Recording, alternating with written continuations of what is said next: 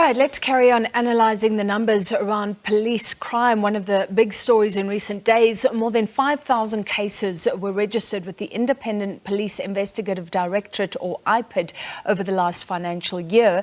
IPID, of course, tasked with investigating crimes committed by police and Metro Police officers. In its 2021-22 annual report, IPID says the cases included assault, rape and corruption. For more, we're joined by spokesperson Lizzy Suping. Ms. Suping, thank you for being with us. In South Africa, increasingly leaders, even in various sectors, are talking about a growing lawlessness, and it doesn't help if the police are involved in crime. First, let's put this into some context. How does around 5,000 cases compare with previous years? Thank you very much, and good evening to the viewers at home. In terms of the cases that we've registered this year, I would say there's a decline if you have to compare with the new cases that we registered last year. When I say last year, I mean in the financial year 2020-2021, as compared to 2021-2022, there was a 14% decline. However, we had a backlog that we were working with. So our cases in terms of 2021-2022, we were at 34,000, which included new cases, the backlog, and those cases that were ready for prosecution. All right, so we can't celebrate a decline. I mean, what about the numbers in terms of the really alarming cases? 400 deaths as a result of police action, 233 deaths in police custody. People have been concerned about the claims of torture. Are those sort of instances or claims, investigations going up or down? Yes, in terms of our case drivers, we've got the three main case drivers. You've got assault, you've got the discharge of a firearm, and death due to police action. And in the very year that we are talking about, 2021-2022, we referred more than 4,000 cases to SABC and the NPA for disciplinary action as well as for criminal prosecution. So there is some work that's going on behind the scenes, although people might not see it. My question was, have those cases increased or decreased over time, those really alarming cases where there are either deaths in police custody or police accused of torturing people in custody? The main case driver, like I've said, was assault. It was leading the pack. There has been an increase from the previous year from the year 2021 to 2021-22, there has been an increase.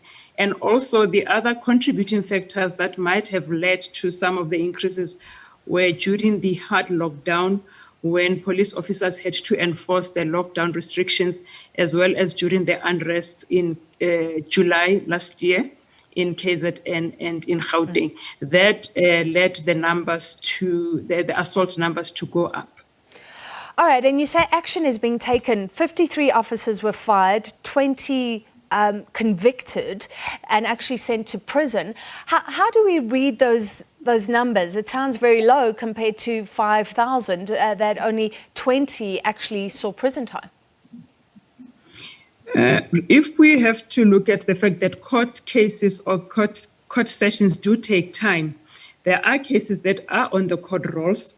And in terms of the previous financial year, only 20 criminal convictions where we secured 20 criminal convictions. However, from the SABC disciplinary processes, we secured 239 convictions, disciplinary sanctions, and 53 officers were dismissed from service. And most of the cases, in terms of the criminal cases, they have been rolled over to this current year that we are in, and we have been experiencing or securing convictions. Okay, so we could see more action. IPID in the past, I've spoken to leadership expressing some dissatisfaction with the way police deal with their own. And we know that sometimes when there's a good working relationship and you have a manager who now has to discipline a subordinate, that can be difficult. But many analysts saying police are taking these cases more seriously. Your comments? Yes, it is true that they are taking cases seriously. However, there are types of some of the disciplinary sanctions that we were not very comfortable with as IPID, especially on the rape issues. We have made recommendations to SABC so that for future sanctions, they need to ensure that they institute or impose tighter sanctions against their members. However, there is some work that's been done from the side of SABC, as well as the MPS, the Metropolis Department. Is there still a call or any movement towards a more independent process where you don't have somebody's manager determining their sanction? You have a neutral person from outside. Remember, as IPID, our responsibility is to investigate and make recommendations. But in terms of the disciplinary sanctions or recommendations that we send to SABC, that process is wholly managed and controlled by SABC, and even the sanctions that they impose, because that's a situation that has to happen between the employer and the employee. We make recommendations, but they need to act on the recommendations, and that process IPID has no control over. All right, thank you. Lizzy Suping, spokesperson for the Independent Police Investigative Directorate.